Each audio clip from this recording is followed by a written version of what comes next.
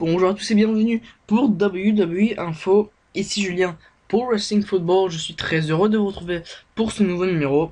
Et donc vous devez vous demander où est Sioni Jin, mais ne vous inquiétez pas, vous le retrouverez dès demain pour une nouvelle émission. Et donc j'animerai désormais le WWE Info le mercredi et le vendredi désormais donc. Et donc on va commencer cette émission avec les titres. Donc on parlera de la relation entre AJ Lee et Paige, la relation si particulière. On aura ensuite les résultats de WWE Main Event. Et on terminera avec une petite information sur le WWE Network. Donc on va débuter ce WWE Info avec WWE Raw où comme vous le savez à la fin du show on avait Dean Ambrose et John Cena qui se sont fait démolir par l'autorité. Eh bien sachez qu'une fois les caméras éteintes, après le départ de l'autorité et de Dean Ambrose, eh bien la Wyatt Family est venue attaquer John Cena qui lui aussi était sur le point de s'en aller. Donc elle l'a passé à tabac et on a dû attendre le retour de Dean Ambrose pour finalement que John Cena se fasse laisser tranquille. Cela nous permet d'enchaîner sur le fait qu'en parlant des Wyatt, eh bien, les différents spots qu'on a vus pendant Raw semblent indiquer que Bray Wyatt va bientôt libérer Luke Harper pour le faire débuter en solo et sûrement permettre au leader de la Wyatt Family de commencer en face, donc de faire un face turn. Et en parlant de face turn, il semblerait que Randy Orton pourrait lui aussi turner très prochainement, mais ce sont des informations à prendre avec des pincettes. Allez, on va aller voir du côté de AJ Lee et de Paige. Donc comme vous le savez, même si cela semble s'être calmé entre les deux jeunes femmes, il semblerait que la WWE ait décidé de faire que les scènes soient plus osées entre AJ Lee et Paige.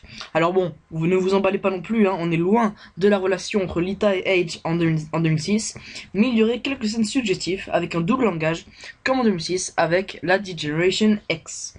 Allez, on va désormais faire place à Main Event et aux résultats. Donc c'est un show qui avait commencé avec la victoire de Cesaro sur Jack Swagger, une victoire qu'il a acquise par un tombé.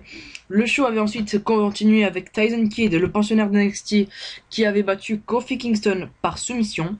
Ensuite, on avait eu un match handicap entre Brie Bella, Summer Rae et Layla. Donc vous savez, c'est la suite de ces matchs handicap, comme lui a annoncé Nikki Bella à Raw. Et donc c'est un match qu'elle a remporté grâce à son finisher, le Bella Buster. Le show s'était finalement terminé avec un match entre Bo Dallas et Mark Henry. Et on avait eu une victoire de Bo Dallas par disqualification suite à ce qu'il ait refusé d'écouter l'arbitre.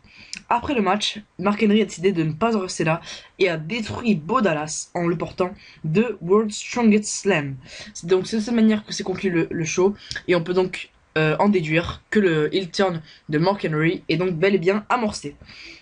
Allez, on va terminer avec une information assez drôle du WWE Network, puisqu'il y a quelques semaines, comme vous le savez, si on vous parlait du succès de WWE Network au Canada, vous savez qui est diffusé sur le câble, et plus précisément pour les abonnés de la chaîne Cable Rogers, malheureusement, il semblerait que tout ceci serait remis en question par le fait que la WWE serait en passe de perdre le droit de diffuser sur ce réseau, car elle serait en concurrence avec un autre réseau, Fight Network, ce qui poserait donc évidemment un gros problème.